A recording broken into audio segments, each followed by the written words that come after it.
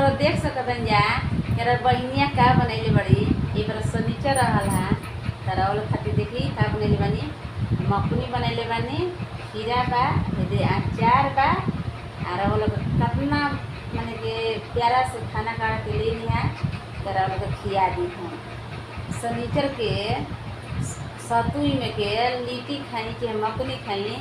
कौनो चीज गरह रहेला कट जाला शाम के खाई लिट्टी चाहे मखनी सुबह में खाई खिचड़ी बनेला चोखा बनेला आदमी खाला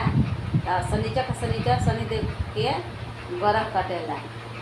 तो गरह कटेला तो भाई दीदी लोग खाए के चाहिए लीजा रहा लोग खा लीजा गरह कट जाई लीजा खा लीजा गरह कट जाई और वो लोग खा ले हम जा फिर बाद हम खा ले हम तो हमरो गरह कट जाई तो यही से आदमी शनिचर के दिन लिट्टी मखनी बनावे लगी तो हम यही बनाई है शनिचर के दिन तो कहीं भैया दीदी लोग हम खाना खिला देते